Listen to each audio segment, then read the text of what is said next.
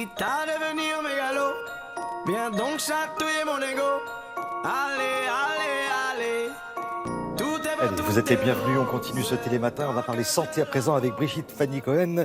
Vous connaissez le mythe de Narcisse ? Non, on va vous expliquer, on va vous rappeler ce que c'est. Dans un livre qui vient de paraître, un psychiatre va voir le décortique sous sa forme contemporaine. Oui. Voilà, et là, on va parler des accros aux selfies, aux réseaux sociaux.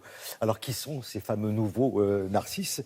Un comportement peut-il être un comportement pathologique, voire à risque ? Oui. Mais d'abord, Brigitte, bonjour. Qu'est-ce que c'est que Bonjour. ce mythe de Narcisse ? Alors, c'est un mythe de la mythologie grecque. Alors, il en existe plusieurs versions, mais celle qui est communément racontée, c'est que Narcisse était un jeune chasseur très beau. Les dieux lui avaient promis de vivre très longtemps à condition qu'il ne se regarde pas, qu'il ne regarde pas son visage. Mais un jour, poussé par la soif, eh bien, il contemple son reflet dans une source et il tombe d'abord amoureux de son image. Il est quand même plutôt C'est pas ça, mal. Narcisse, et il finit par mourir. Alors évidemment, on parle maintenant de narcissisme quand on pense à des personnes qui s'aiment trop, qui se regardent trop, qui s'admirent trop. Alors, dans un livre qui vient de paraître, le docteur Marie-France Irigoyen, qui est psychiatre, donc qui écrit ce livre qui s'appelle Narcisse, aux éditions de la Découverte, eh bien, elle décortique effectivement ce mythe sous sa forme contemporaine et elle fait la différence très justement entre un narcissisme sain, normal, et un narcissisme pathologique. Le narcissisme normal, finalement, c'est le fait d'avoir suffisamment confiance en soi, suffisamment d'estime de soi pour s'affirmer, et c'est positif. Mais il y a aussi un narcissisme pathologique qui concerne les personnes, finalement, qui veulent se mettre en avant aux dépens des autres, qui sont un peu une illustration des dérives de notre monde contemporain, avec une sorte de glorification de la réussite, de la performance, de la mise en avant sur les réseaux sociaux. Alors, d'où vient ce narcissisme pathologique et comment l'expliquer ? Réponse avec le docteur Irigoyen. Le narcissisme pathologique consiste en une fragilité de l'image de soi.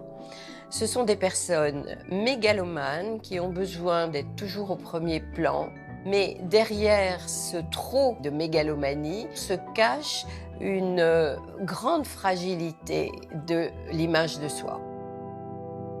Ce soir, je serai la plus belle pour aller danser.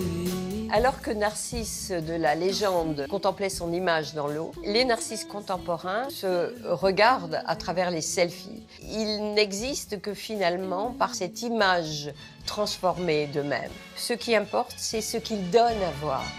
La plus belle pour aller danser. Il y a différents types de troubles de personnalité narcissique. Celui qui est le plus visible, c'est ce qu'on appelle le trouble de la personnalité de type grandiose.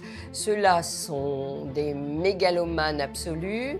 Ils sont tellement centrés sur eux-mêmes que l'autre n'existe que si c'est un miroir positif de soi. Par exemple, un homme va se mettre en couple avec une femme superbe, se valorisant par l'image de sa compagne. Dans la vie professionnelle, ils sont nombreux, surtout dans les plus hauts postes, puisque c'est quand même un trouble de personnalité qui aide à réussir socialement.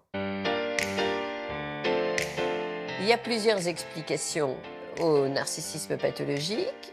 Une première explication est psychanalytique. Ce sont des enfants qui auraient eu une blessure lors de la construction de leur estime de soi, soit par un parent rejetant, soit par un parent indifférent. Sur le plan de l'éducation, certains parents poussent en avant l'enfant, soit sur le plan scolaire, soit sur le plan sportif. Ils font en sorte que l'enfant soit ce qu'eux auraient bien aimé être. Au fond, l'enfant sert de prothèse narcissique. Enfin, une autre explication, c'est que certains parents ne mettent pas de limite à leurs enfants. Le problème, c'est qu'on peut ainsi construire des enfants tyrans. Et ces enfants tyrans deviennent souvent des narcisses pathologiques. C'est intéressant, hein. Donc attention à les usages qu'on fait des réseaux sociaux, parce que je pense qu'à trop vouloir exister, on n'existe plus. Oui, ça, pour vouloir exister dans le regard des autres sur les réseaux sociaux. C'est un phénomène quand même très courant, donc beaucoup de narcisses sur les réseaux sociaux. Je vous conseille, si vous voulez en savoir plus, bien sûr, ce livre de Marie-France Irigoyen, Les Narcisses, aux éditions de la Découverte.